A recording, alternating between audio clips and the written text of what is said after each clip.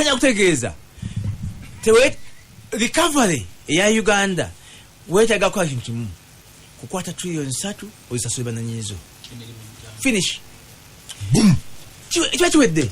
Danger. Oto wetagayo enengezi za abanja naye beera mpewo. Joe maliriza ne abantu che banyumiddwa kiri romantic eri abantu. Choyogala ekyabaka parliament. Ekintu ashwandikako. Ekisokera ddala. Bagamba mu mutwe no kitya. Tetwalina mu kiseera ekyo. Bwino ne kakati sinamulabamu ababaka bagamba sizinatuka kwa account kajo of course sizinatuka abala bagamba bazifunyeko naye story yali mpanvu ddala lugolobe mukulu wegolobe wa budget committee nganyonyola nafugana ye ngeri yabagamba nti ensimbi zigenda okay naye abampi jagabanako bafuneyo $20 buli omu covid azena baba kutte abasanze tebetesese nanga nti ezo kitufu era sebo netutekeka munti naye wadewo agomu nkubo agagamba nti nefuna masimu okubamba babaka ne banvuma olunaku lwamba kyabulimba lwaki mwanike bebulimba mwe a new vision papa government mwe mulimba ensi nekane kale katulabe kubanga ebimo biwebise ekiseera ngezo kwanga ibintu bijje bivayo mpola ngane omukyala Kadaga yagala nti mbamuleke ye ayogera tayagana nti bafunye obati bajja kufuna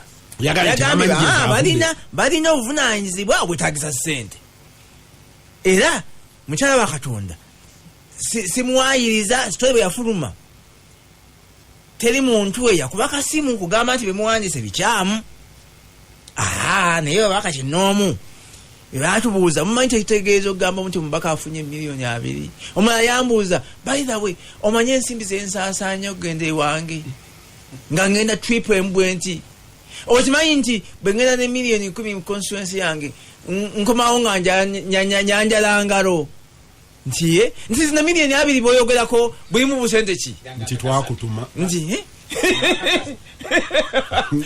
ampuliriza gasimbagane ne bannamawulire Charles lw'omushana ndabye owandiise ekitabo kiramba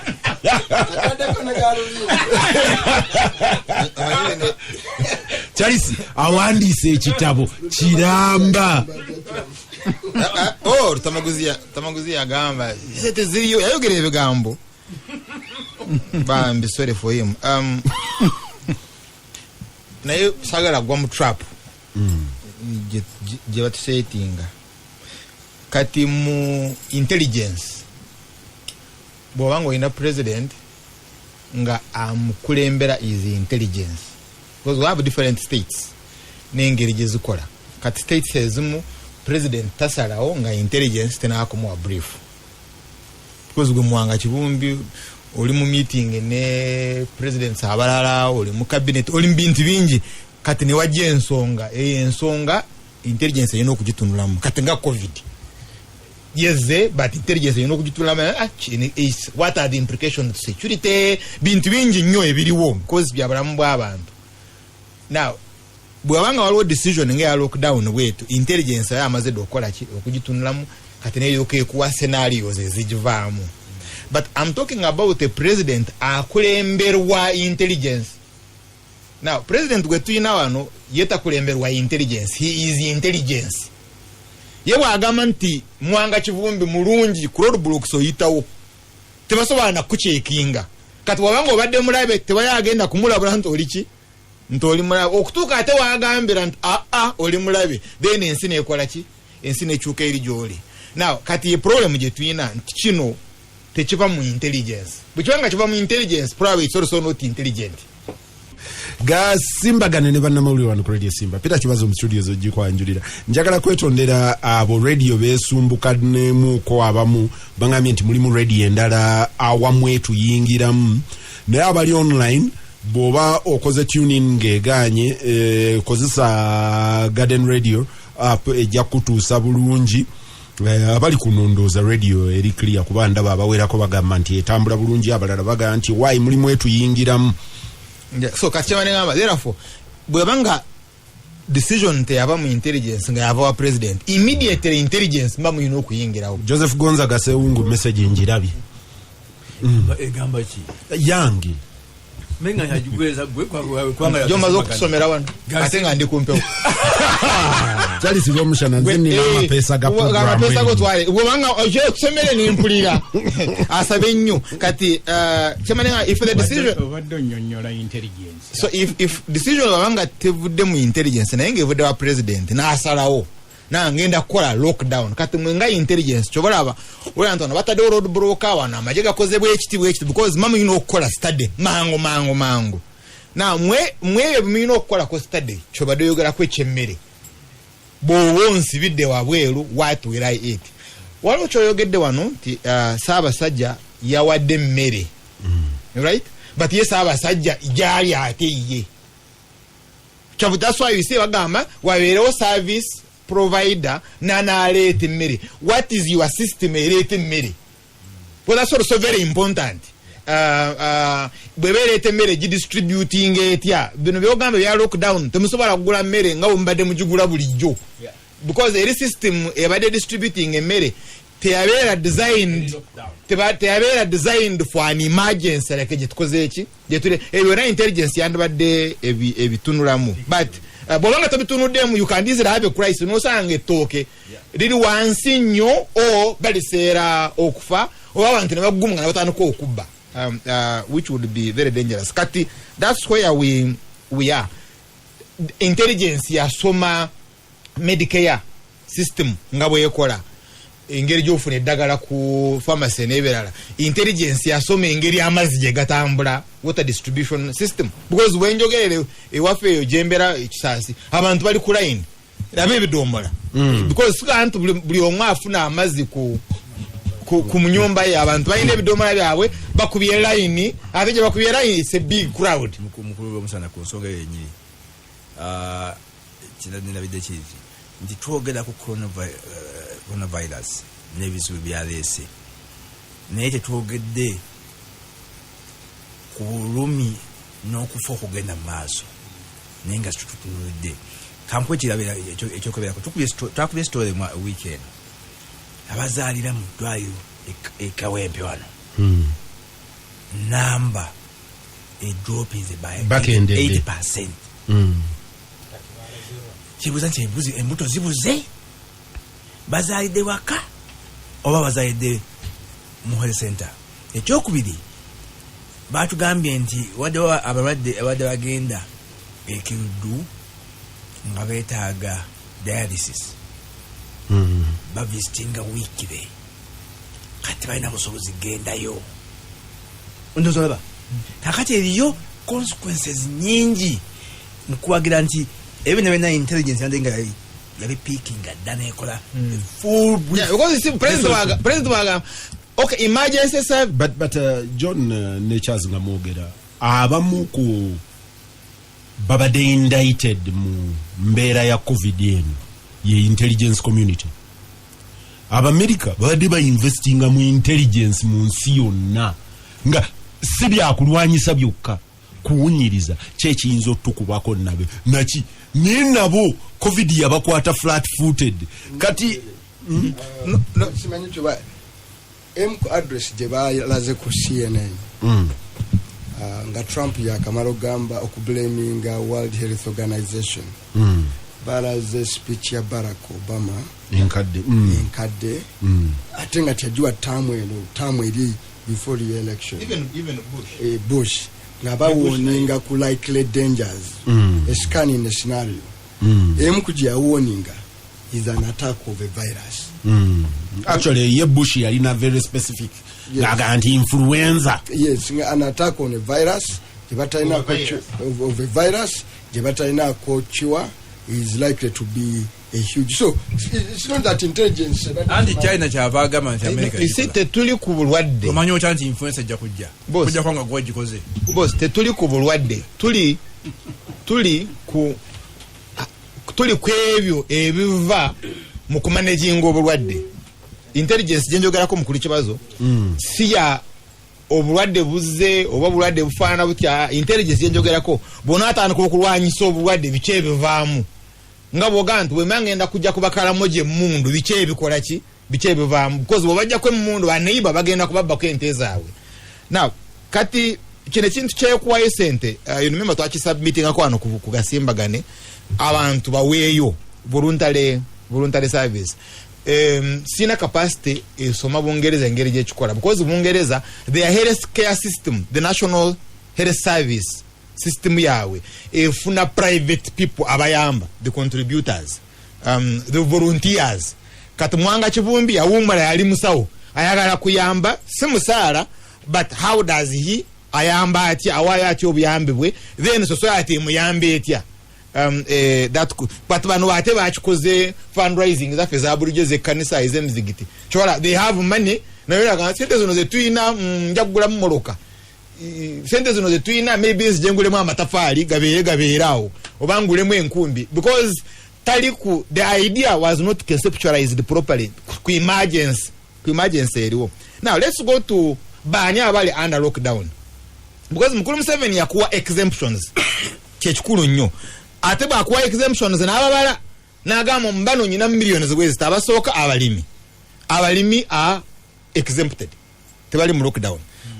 Abayina ente abayina ennimiro zonna literally bwogenda mu byalo under this lockdown tewetaga bipapula obawe bipapula because they are exempted. Kale Mukulu Museveni ye ayina ente Lwakitula ayina ente Kisozi bw'aba atambula between the farms is more than exempted. Tu Mukulu Museveni adfininga n'ennyumba n'agamba yokirizibwa ogenda mu nnimiro tobeera wakawoka ng'oli mulimi kati ffe waffe tulima kilomita 7-8. So in other words yatayo mu kyalo bw'okitegeera obulungi literally there is no lockdown. Now wojano mu kibuga where you could have some lockdown essential services bani abazirimu petrol stations, pharmacies, ebintu bingi, security firms waliwo Land Cruiser yampiseko nga nungi nnyo naye nga inako ekiwandiiko essential service ogenda kola yayina security farm. You can even get a security farm in a day because webaziina it's not Mwanga Kivumbi. So literally chovala obadola aba traffic jam ku nguudo ntinda where because oli alokinga down naye abo type eyo n'abakiriza okukola ki n'abakiriza okutambula. So bwogendera ku kino effectively abala under lockdown is Wakiso, is Kampala, is Mukono, parts of Mukono. And my submission bochitunulira chirimu politics munene. It's really political. Ntono mkutunulira akawuka kano n'okalwanyisa mu lockdown yabalira politics nnyo. Yabalira ne economics. That's why agamba abali mu construction bonna okay but ku materials badde zikola. Nayo chongamba nti materials ali ku site nekati moloka zona zenda beza pick up eza construction material ku site zikyaliwo. You think it doesn't non cement oli agwawo but pickups zikola abangi moloka ezimba ziparkings ne bajjayo pickups zaabwe. Literally all pickups are like exempted. So but bebo Mwanga Kibazo ayina construction farm ayine moloka ya pick up naturally kati Land Cruiser VX ajiparkinze ali mu pick up yakola ki ali mu pick up ye atama. The only difference tabayina jam kati oya complaints ziriwo because jam ebadde etandise. Others have shared in this corruption of the popular kati jam ekoze eki jam chochola abakibazo bayomba. Now therefore in a lockdown ayo tulina okugyetegereza nnyo it has exceeded the fight against corona. Itandise kubeera political. And many babine popular na isagala ko bayingira munyo ababara bafuna corruptire for some good reason. Now who is the enforcer of the fiscal policy? It is the state. The other day nga Mukulu Museveni alwanyisa kone yatema ku department ya government 30% ngayagala agule gunships wamunaki nebirala. Singa kino kibadde as an emergency enjale kutula abantu singa yabadde as emergency as fighting Joseph Kony okulwanyisa Joseph Kony yandabadde atema from ministries bino yodogamba eza travel set house nebirala nagulira abantu emmere but it's not an emergency. It's not. HRR is the that's why you don't have relocation. Now, HR pickups. Bakuba, they killed some people. Kawesi, of course, yari ina guards. Abirigana yari ina guards. Na ye boyawa MPs security ne bajitia ya police. Naga police kwa wata ni sekutia. Now I'm going to give you extra security ya SFC na yenge ina pickups. You remember? Nagamba ezo pickups zigenda kubera under Ministry of Defense. Mukulu Museveni ateka ku fundraising kugula pickups ezo.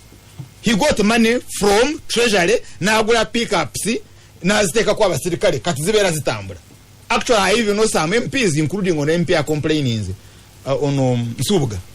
Semeo Nsubuga tacha atambula na muyiye ya atambulira mu pickup you see ngeiriko abasirikale which is okay, but the larger issue erinti Museveni te yakola fundraising ogula pickup says. So why do you do a fundraising from Mwanga Chibumbi and the others ogule pickups to do health and in emergencies ku districts? So you see it exceeds that. That's why nagamba singene badde emergency ngabo yandi badde government ina powers to seize the vehicles. Backward nyola wano. The grounding of private vehicles abruptly were to avoid migrations to the villages. Which one is? Nti zino okuziyimiriza noga nti tuyimirize emmotoka z'abantu nti because bwe bandi bagambye nti tugenda kuyimiriza abantu singa kati Kampala baamwamuka ne bagenda mu byalo. But people are walking. Omanya abantu abatambula nga bagenda mu kyalo. People are migrating. Gendo buze ono mukwano go muyuche. Obata yina chipapati mtwala mu kyalo. Wenjugire kati and it's open. Fine. Oyizo ganta ali ku National Task Force, but yeba akafuna atakatwala mu kyalo. The other day, I had the minister on TV nanga bagenda kuzika mu kyalo. Kati yewa bakayina atakatwala mu kyalo. Totegera ntwalo abakatwala abatakatwala. If you are saying you are locking down kalimo genda mu kyalo, I know batugambye scientific value. Which one? Kati minister yali ku kuzika. But this works. You see, in a lockdown wawe betakwata. And I'm saying it exceeds okulwanyisa kana akawuka because wakati akulwanyisa akawuka ntwagala kagende mu kyalo, then it should be total lockdown within those days. Kalemo okutambula. But there are people abayina exemptions, and abayina exemptions bayina capacity to attract people. So why are you giving MPs million 10? Because okuba million 10 bwa tolo kuna agenda mu kyalo aja kubanga aleta crowds around himself. Naturally, if you have money, people will come, and bwebajja sibobanga obadoka yina akakwatwa driver wa truck ulatakasoba kukwata. Now driver bade akatute bamukutenga tuse side zeguru ikamudini abada atambula nako. Actually ate yavude ku border ya Tanzania. Yes. Wezi sawa bili mabega bade tebanamufuna bamutestinga ne bamuleka na ayingira kali bagenze okukaka okulaba results nti akayina ngali kukuba agenda kati bamunonya. Ate madenga makata oli akola exemptions because yatunulira ya weighing okulwala kwa abantu n'okutambula kwa kamasi. Because you have to take a decision, okay, the masagara kauka katambule, then close kamas. Yes, yes, na ye byaroza konyo to exempt byafunamu abalimi be abenteze business nozola kago ezitambula ebice byonna ebyakola ki yabikiza ne biyitawo essential services muina bakibazo kyoza atambula. Babanga abadaka ina akagabi ekikola ki ekiwera because it is essential service. So either lockdown a complete 14 days or then you supply, you provide. Na yo government 3 MPs 300 and something MPs, all those are moving 400 are moving by the way even no nanka nibukola. Are you aware? Guest houses wakant kataka bei ke yongide ko ne bukola. Oh Olimakatiga gasimagani ne banna mawulire. So if you have got 400 MPs nga bali mu batambula, that's around runana nga bakatambula, that's a disaster.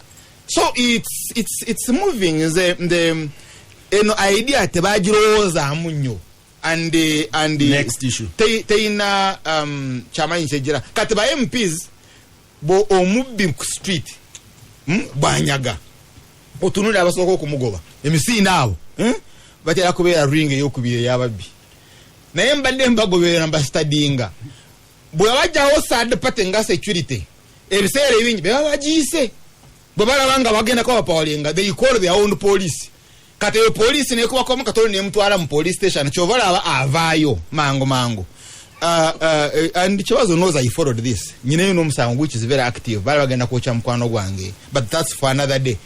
Now chena akazuula nti oli asoso okubba sente bwe balabanga embeera tebagitegeera bano bazimujjako abadde bamugoba naye nabo bakunyolako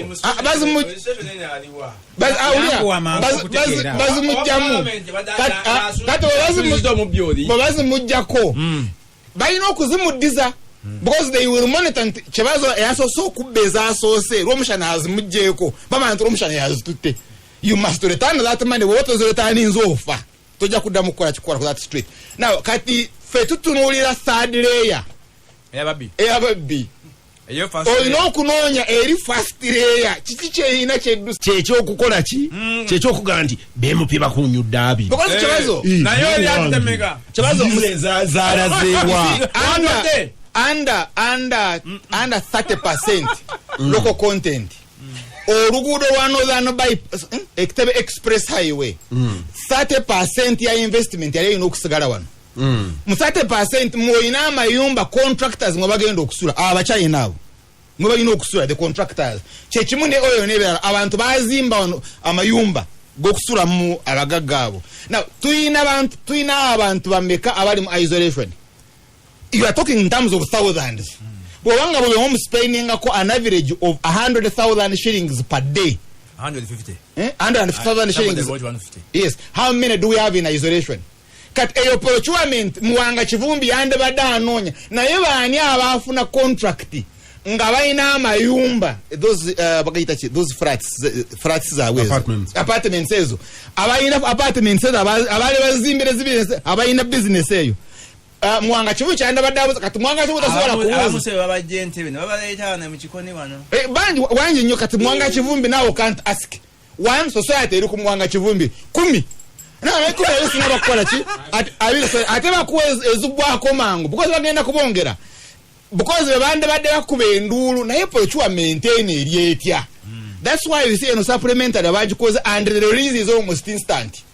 Kato inogobe ezigende wa RDC ayishu antu waro RDC owayewe agenda okufuna sente ezo az ziwere kukumpi na ye eri yangamba yampo lugambo nti n'ensimbi eza isolation unity centers zirando ziri wanda wansi wa Helesi ziri wansi wa RDC at the district level kato kumanya RDC is musawo kumanya ani agenda okumukuba ogwegwegwe bakwadde meka bampadde orokaga komya hoze no mango because wanga tozikomeza awo nga ojukira ba omushana kanti nsomyewe katono njagala kutegeera ono gwe bawadde abiri zadduka nazo kiki mukubi wanduulu bamuziba mu mwa kati eri poliisi omanyira naye waliwo n'omupoliisi gwe bayita ye naakutwala azifa akutwala mukomera naakwa poliisi bond mangu kati bano bapolicemen bali wala nnyo bagenda kufiira mu lwebatakola ki mu lwebatategeera and that's the corruption. But the larger issue ngamaliza mukulu kibazo in one paragraph nti bino bigenda kutujja ku core message. The core message is that the virus is there. Two neighbors bajina, that is Kenya and Tanzania. Proliferation is high. Atokusinga nyo what? Neighbor and Rwanda yagala o. So that's not a problem. Boda yajigala. Alesera angereje gendo kujigula. Rwanda yaweka yunga. Yabujaba. Katugwe nze ngambye neighbors ono bija kuterera after the Angola agreement. Now message yanda badde kowa.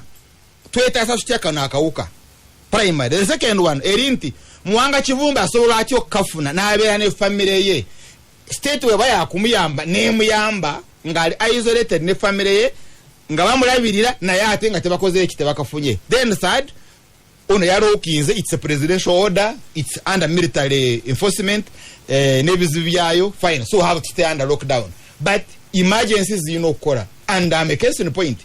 Nyina abalwadde one blood pressure oyina bacho ina bachi abali byasajja lebyo I see on ground tosobola ku depending ku pick up za mukuru Museveni ono za anonya zino ambulances zabo they can't handle.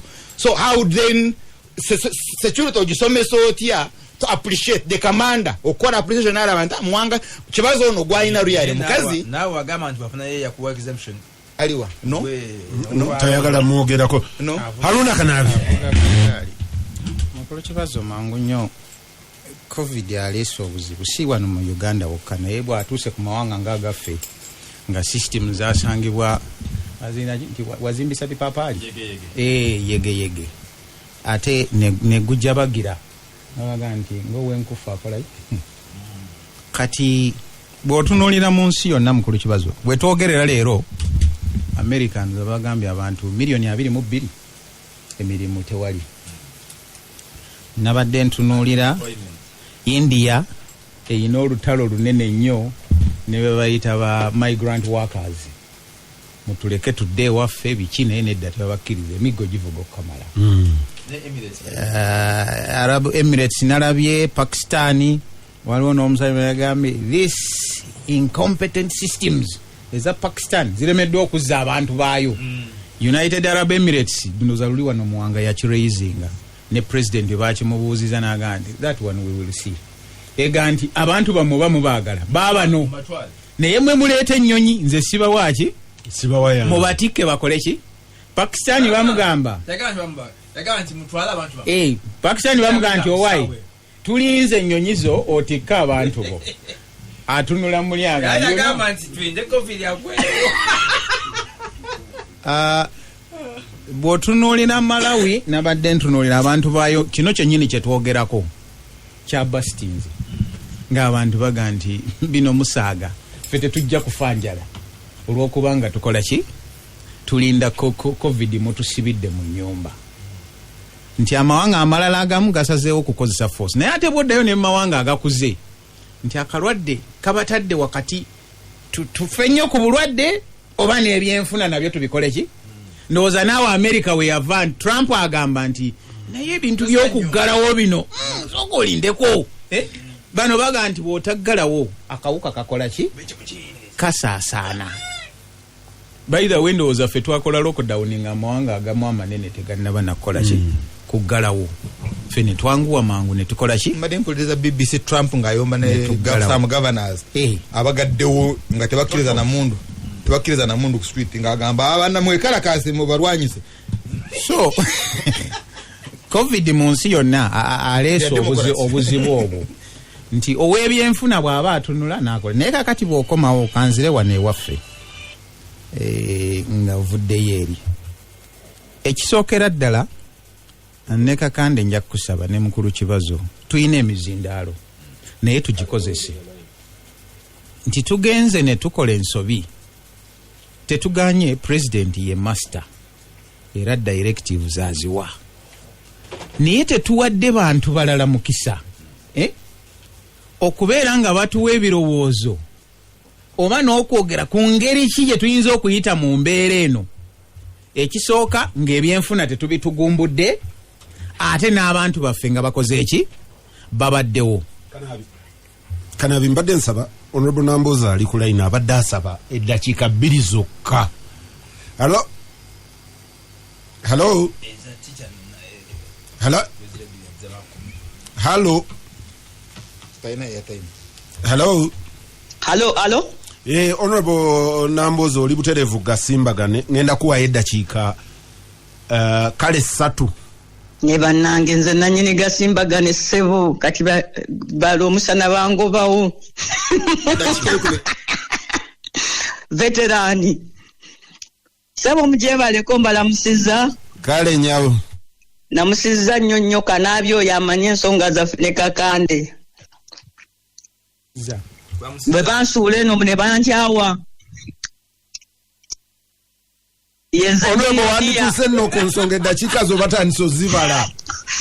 Mukama wange nti mbadde ngamba nti nze miliyoni alindiridde okufuna miliyoni 2 naye ekintu kimu kyenjogera ndi wano kati ewange mu nnyumba naye wabweru ku kikomera kyange abantu ba bulijjo bajjudde bajja wano kukaabira nze baagala mmere kyokka ne poliisi nayo yatuuse wano saawa 9 nga bukya nabo batadde wano abasirikale tebalina mu uniform bali wabweru awo bagasimbaganye n'abantu abantu bali wano babagambye Nambooze yafunye ssente ajja kubawa emmere nze mbadde ngezaako mu busobozi bwange obutono okudduukirira ku balirwana bange naye kaakati ne incitement nejja mu bantu njagadde nnyo olw'omusana kyagambye nti kati bano abaleese ebyo ebigambo ebyogerwa mu parliament 1 bayincitinze abantu bannayuganda kati babalowoozesa nti ne covid taliyo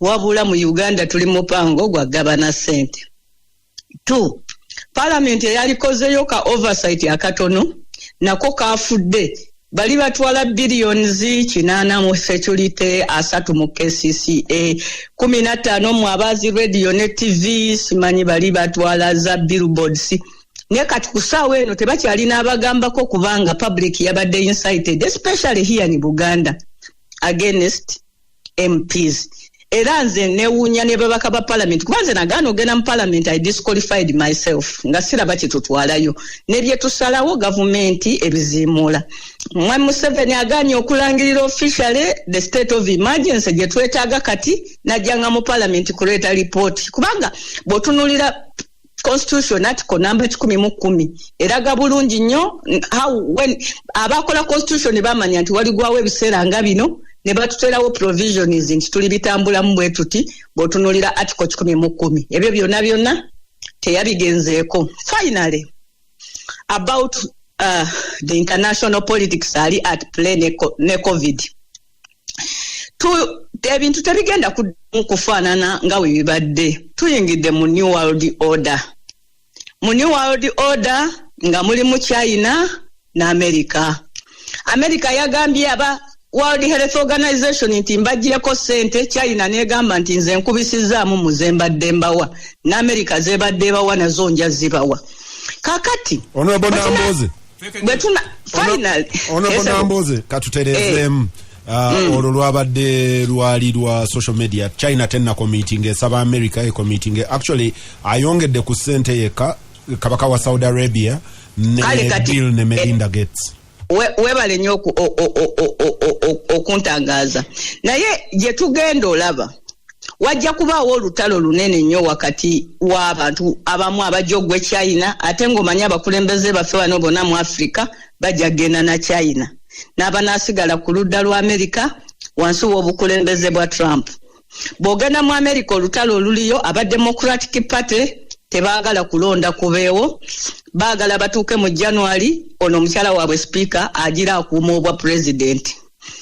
Trump ali mu kunyigiriza kulaba nga mu buli ngeri okulonda kubaayo n'aba Republican banne.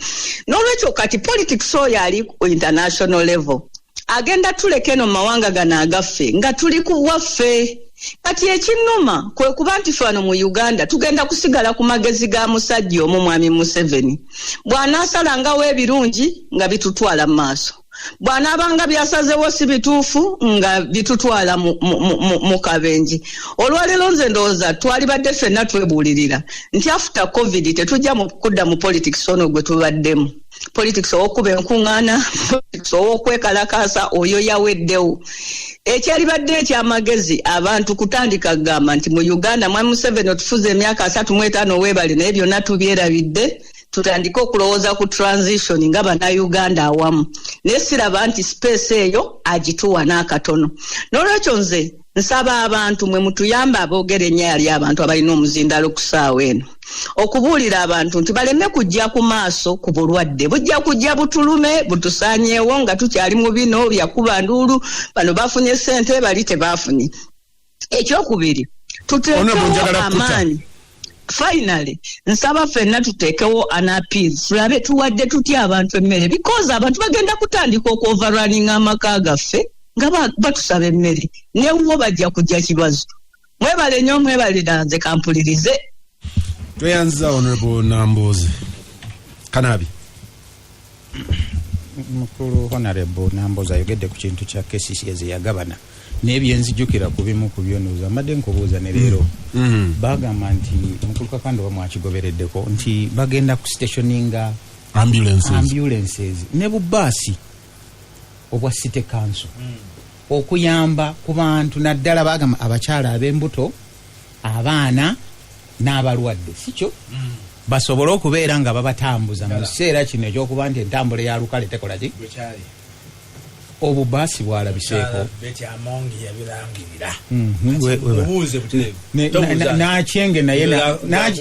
nakyenge naye n'abigattako kati otugambye wano nti abakyala 8 ku buli 100 adde bazaalire kawempe tebaliyo obubaasi bwalazeewo obubasomba eyo ye oversight ya parliament lw'omushana gyagambye nti be bapoliisi abalina ki abalidde enguzi batwale ki mukulu kibazo wetaaga kamanda ng'asobola okukola appreciation ono luyali mulwadde n'omuleka n'ayitawo naye nze oyagala nti ogende ku kya mukulu Museveni mukulu nanga natugamba ekirala kiri very worrying nti bafunye cases nyingi z'abakyala nga batiriika omusaayi era bakuguno agamba nti ne situation nyini ereeta n'agamba nti abapoliisi babe ne sense of judgment bwera omukyala nga ali mu motoka mukyala bamutwala alina obuto bunene leka kumubuuza bitambuliso muleka ayitewo akako obuntu nga kazza oluvannyuma naye si we twatandikira naye mukulu kibazo nze sijja kudda nnyo mu bya politics njagala kukomawo wano ewaffe ebino ebya international we batandikira lockdown emubende eyo waliyo akatale kana akagondi tannatuusa budde obwedde era yasirise naye abantu be batandikirako Kadaga yamugambye taba kubiri era sebo question number 2 tajiriko okujjako ng'amenya biragiro namboza amaze okumenya ebi naye because Kadaga yagambye parliamentary commission nemuwanga kwali kube yakkiriza bayagambye nti budget committee yemanyi ne parliamentary commission naye bebo kabe baba bamuza je muli walala naye mukolo kibazo bali balowooza nti muwanga kivumbi yakiwadde bamuguddeko propaganda mukolo kibazo aja kwa musajja njagala tutunuulire kuba tugenze ne tutunuulira nti obwetaavu bulinga obuli e Kampala wokka nenjagala kuwa akatale bakayita kakawadisa ne mubende bagoba abakazi n'abantu bana abatwala obuntu bwabwe okubukola ki nina omunnyo gwange ntunda obugatto biki abo nga tebana kujjawo public transport ne bakola ki ne baddako abakyala bana abaleeta ku baasi ne obutalo obwo enkoko biki abagenda ku sigiri kakanda ayina sigiri n'okola ki naye abo tebali Kampala tebali Kawempe tebali wano Nakulabi tebali Nakawa ani abatunuddemu era sebo kakutegeeze kati eyo bwovaayo kabaka wa Busoga waawadde obuwunga nalaba mukyala Kadaga nga alumiriza Karolo nti nyabo buno obuyambi obuvudde mu Kyabazimba bulina kuliibwa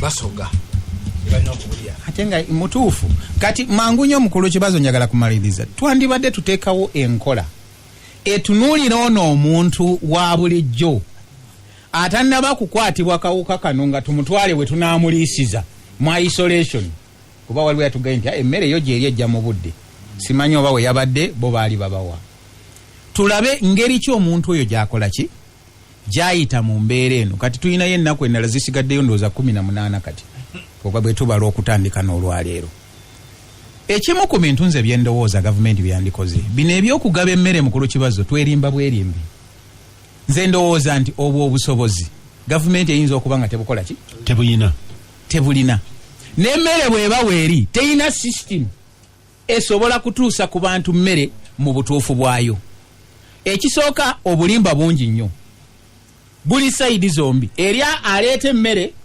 noona agigaba negwe bagigabira era ndowooza walabye simwe mwakubye story nga abantu ate emmere bagitunda n'endala n'osanga nga baga nti ono afunye wano na wano na wano nze ndowooza nti ekimu ku bintu ebyandibaddewo gavumenti yandibadde ekola kye bayita subsidize the food mu kifo ky'okugamba nti ogaba bya bwereere kiro ya kawunga tugigule siringi 5 okiwulira kakanda anaaba ayinamu 5,000 ng'asobola okugula kiro meka anaawaako omulala n'oyo yasigaza 5 bye naye asobola okukola ki kiro ya sukaali gye tugula 3,000 mu ziizo giteeke ku nnusu 1,000 okiwulira emmere eyo kifuuka ensonga nti tegenda kuba issue mu nsonga eno eyaki buli muntu waali ajja kulya naye bino ebyokugamba nti gavumenti ne bweneeba eyina emmere yenkanaki ne kapasite egigaba mukulu kibazo teriiwo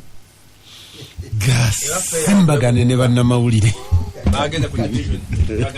kati tulina omusibe lwaki ompa guno notampa guno ogwogerebwako abangi alabe nga musina muno yayogeredde wena mwagize eddawa mugende ate mwenna munaabawala gikati yes teri kizibu nga kuba mukulembeze of some caliber mu situations nga zino but nze kasuke kubiri first ddala Charles Romushana ekyokusookera ddala benefit aba opposition naffe abatakkaanya ne Museveni gye twamwa mu covid tetugimuwangako okay and I think it is incumbent okwongera ogimuwa ku lw'obulungi bwaki bw'eggwanga as a head of state unquestionably twasalawo deliberately to obey every order ku lw'obulungi bwaki bw'eggwanga even when we feel is not very right tulowooza nti si kyekiseera ennyo okumuteeka ku ki kuninga because oyinza okudivertinga struggle fuse nga aba G7 agaye nti WHO oyina ebibuuzo mu nkola ye ey'emirimu ne Trump buno si bwe budde okuteeka Gebreyesus ku musaalaba so at this time tewandiyagadde commander w'olutalo lwa covid tumuteeke mu dock or to turn it all round political tovolaba ye naye he must desist obutakola actions to appear political. Yes, and these are rules of engagement. To build the consensus ku fight against COVID. No, fight against COVID. No. I can predict for you. Chisenga feria yemmere gye balinako erema next week. In week gye tugendamu. There will be an uprising. Sagala kigendamu. If effort bano gye bakola ekawempe wawa continues like that week ejja negwako you are not going to contain people dying at home. Esaawa zino sandiyagadde twapia nti tusuna layini eyo okitegedde. That's why some people who are abantu twandiyagadde kugamba otereza otya because nayise ekawempe abantu abamu ne bampa ne report zenjagala verifyinga nti n'ebijanjalo bye baba wadde biba bifumba tebijja, but that can be business competition. Kwa oli adabi atubinganga nti ebyagundi emgamba ebyagundi mwabitegedde Tuliko question mark mukulu w'Echweru Musa naye tanywa walaji nti tons 21 za rejected. Yes. Era Yes. point eyokubiri naga nti eggwanga mu ssaawa eno terina bijanjaalo. Naye abantu kakati oli nangamba nti Kalolo yagambye tebijja bwowewe ebijanja obiweereko ekihonde this rock sort ekibyanguye okukola ki okujja nakyo bakiteekeko omuyangabye yabifumbye. These are concerns. Nagambye amutwalidde amanda mangi beziba nku nyingi ate finally ne bitajja. abafuna ebijanja And the local person in Kawempe, and you know my contact in Kawempe, they have been giving food a Kawempe. lindako abafumba ebijanjalo Red Cross bwe yagabanga ebijanjalo ku mulembe gulinga bifaanana kanyeebo ng'abantu babisuza mu mazzi okumala esaawa nga 10 ne bigonda mubinyike embeera kati ne bangamba quantity of dust erimu kiro bbiri ziba za nfuufu oliragambe babagambye mbu dust eyo ebikuuma nga tebyonoonesa kangambe eyo business bw'oba otwala ennyama wabweru muwanga ga wabweru olina okumakinga sure temperature gye bagitaddeko teri wansi nnyo otherwise egenda kubeera ice munyonyosasulire ice in terms of weight katuno naye ebijanjalo babipima ku kiro efuufu erimalako najalo nembategeera omusajja bamuwa obuwumbi noti okwogerani naye nga nabiri byagenda kubaguza tebannabira sente ze zasookayo era tali mubali ababanjaliya era oyo ow'obuwumbi bye bagabye birina obuzibu era gwe bayimiriza era ne baga nti era ne baddeyo ye yakwasisa ne bali ndowooza abakungu ow'obuwumbi. So but this is the feedback not from a theoretical perspective naye ng'osanze abantu bagamba nti naye omubaka isi bw'obeera omubaka waliwo abadagamba lwaki mbeera wano lwaki nabo tebajja no eno platform assets zino tubadde nazo tubadde nazo during and you shall have them after COVID mujja kunzijjako abanywanyi no abanywanyi ati bagamba eti them nabo babererereva mu mbeera zonna ne COVID ejja toli tusiziina nti nali mubaka wa parliament n'ondeeta ano Peter. That is what some people may think. Muwanga najja wano nga sinafuuka mubaka gwe wali ogera biki nga tonafuuka mubaka radio kulabe mu anyway nze n'okujjazo sebo etaya leero ngambe hasi nga sibazo nandize yeeka nga checkpoint kakati ekyokubiri secondly Peter kati nkubudde feedback nti tukola ekisoboka kyonna okulaba nga lockdown tuwagira because it is a serious threat abantu baffe natunuulidde World Health Organization its incompetence yamaze dotegeeza nti the next epic center eya COVID eshiftinga ku Africa. Okay? Unfortunately Africa tetuyina the basic minimum health infrastructure esobola copinga na COVID. Chovolaba eno yaffe ya containing spread is a winner strategy. Tubatunyweza. Era twasinzira nti all the inconveniences batadde ku bantu abantu baffe tubanyonyole nti bagume mu mbeera eno. Kati problem is posturing. Government bo posturing anti ogenda kuwa emmere. Please bakuyita kuwujjeeka wa abantu emmere oba wako bw'osobola emmere nga bwe wagamba ku category n'ogamba nti kati ebisooka taxi biki those are verifiable. Two, mistake gye baakola and it is fundamental, you exclude all elected leaders out of this process for some reason because aberosi tebalimu aberosi ndoza kati babatadde mu kansala LC1 I mean ne kansala talimu chairman wa division talimu chairman wa district talimu mayor talimu kati at the end of the day nga ekyo kyalimu a little bit go gambe nti nzomu I delivered you post COVID. But credit say agamba delivering as a promised. So naye no nalemedwa as a promise. You see, betugenda kugundi kureti kwe bagabire emmere nabadde nansana nembera ko emukono awo nembera ko wa abantu bakuze ne waffe tetugikola ki nga tetugiraba Kawempe division gye babadde gye batandikira basinziira bw'oba tomanyi Kawempe basinziira wali ku Rwetula naye nga bw'otuuka ekawempe wano ku luva eri embogo okukka tebatuukanga ku grow no ku kawempe oliyo ku kawempe gye bayita kawempe tula proper batandikira wali ku primary bayitawo mu kirokola ne bw'otuuka mu kirokola tebatuukanga wakoze prediction omukulu ajja kujja gamba you see temwafuna mmere because temwalonda bulungi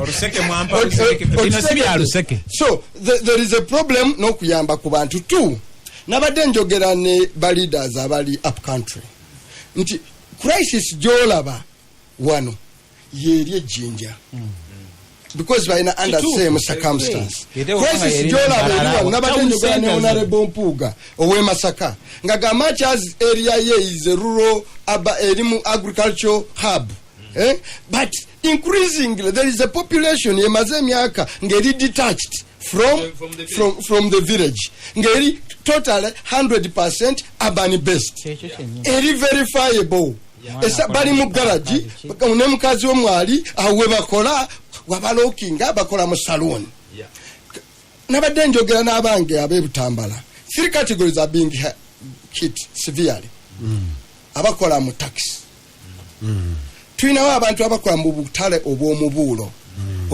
bwe buno bubadde butambula obubwe wasooka okuggala tuyinawo abantu abakola mu saluuni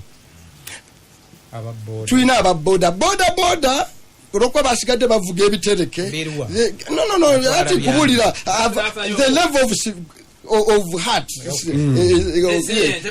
kesi etefaana n'abalala and I've been profiling them nembabuzamu kati embeera eri etya so abo ne bangamba it is totally difficult. 2 olunaku lwajjo as a member of parliament bavuga omulwadde yalina omwana nga yetaaga kuleeta mulago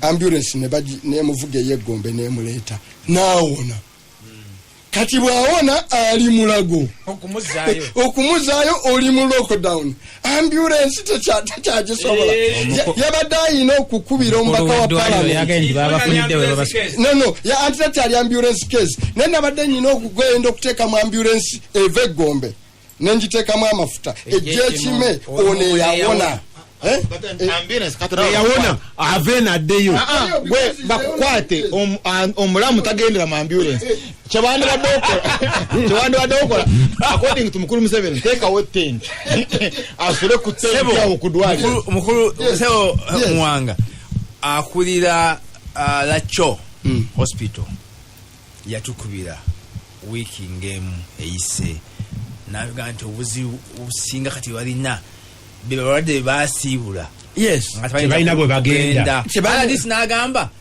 ffe tukola ku abo bagenda okulwala kakati abawonye tubakoza there is a problem kakati bring it back home Charles abadde mu scientific ng'ayogera ku bino ebya sente ez'ababaka ba parliament ekyokusookera abadde mu parable. Yes, the question is ababaka wa parliament mwogera ku biliyoni 10 ku lwenda lwe twayisa discussion olwenda luliwa okay yes kino bakitadde and 2 nabo bafuuka galibo okitegedde you fall for peanuts ababaka ba parliament yes you fall for peanuts.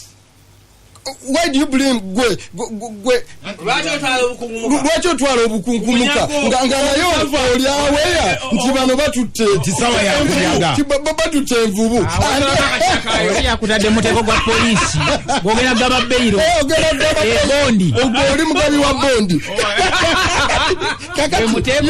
gwe muteekeko so me I don't believe first of all bali ababbi babba the constitutional obligation to monitor the people of Uganda entrusted them with members of parliament.